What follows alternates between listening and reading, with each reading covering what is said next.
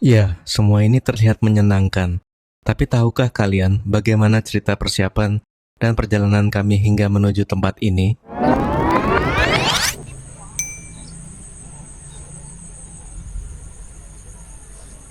Ini bukan perjalanan biasa. Kami akan riding dari Jogja sampai Bali, melewati jalur utara ke tujuan utama di Nusa Dua untuk acara We Ride as One 2026, hingga kembali lagi ke Jogja. Total perjalanan 4 hari. Dan untuk perjalanan sepanjang itu, satu hal yang nggak boleh dikompromikan adalah kondisi motor. Karena percaya deh, nggak ada yang lebih nyebelin dari motor rewel di tengah jalan. Jauh dari bengkel, di daerah yang sinyal aja nggak ada, itu bukan adventure, itu sengsara.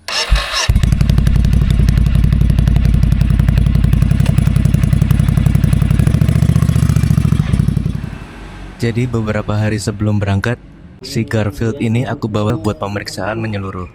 Cek semua yang perlu dicek, ganti semua yang udah waktunya ganti. Pertama yang harus kita urus, busi. Komponen kecil yang sering banget dilupain. Padahal efeknya langsung kerasa ke performa mesin. Akselerasi jadi lebih responsif, pembakaran lebih efisien. Untuk perjalanan jauh, ini bukan opsional. Kedua, filter udara. Lihat kondisinya, udah kotor banget. Kalau dibiarkan, performa mesin turun dan konsumsi bensin jadi boros. Langsung aja kita ganti. Ketiga, ban depan. Tadinya ban depanku ini kondisinya udah botak banget, alur bannya sudah nyaris habis. Ban itu satu-satunya titik kontak antara motor dengan aspal.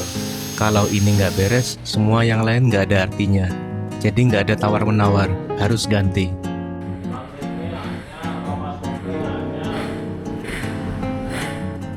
Nah, selain komponen yang wajib diganti tadi, ada 2 upgrade yang aku tambahkan khusus buat trip ini.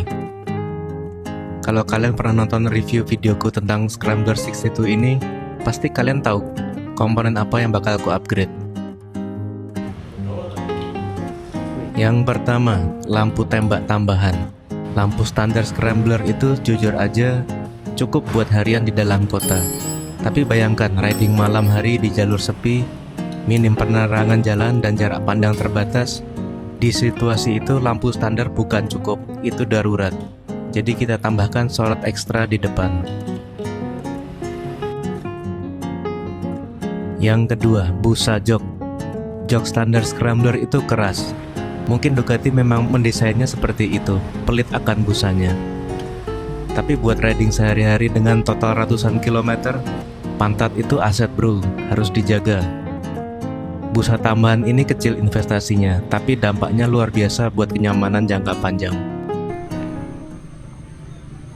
Keesokan harinya, sebelum roda berputar ke timur, ada satu agenda penting yang harus dilewati dulu, yaitu briefing.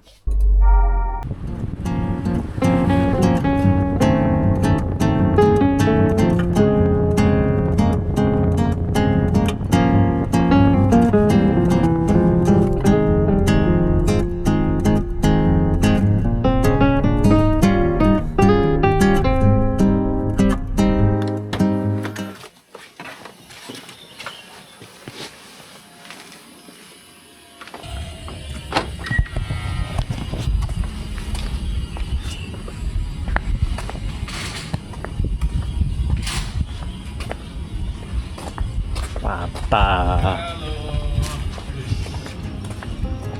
Aku belum pernah kesini nih. Selamat datang di Mansepia. Kami berkumpul di Makopia, coffee shop yang sudah jadi semacam markas resmi komunitas Ducati YK di Jogja. Tempatnya familiar, tempatnya nyaman, dan yang paling penting kopinya enak.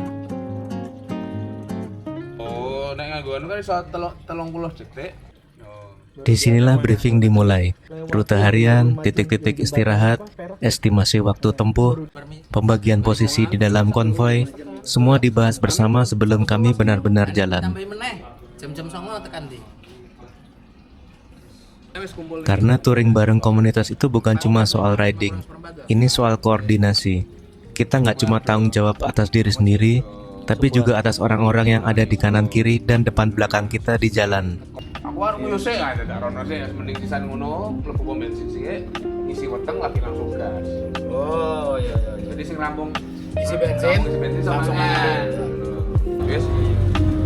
Terus. Hah? Tadi tukang stiker sih. Sing di kiri po kanan. Terakhir template iya.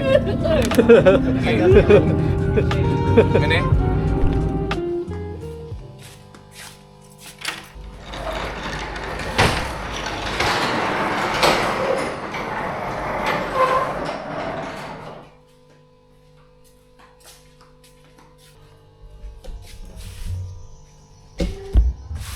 Persiapan selesai, motor siap, rider siap, rute sudah di kepala.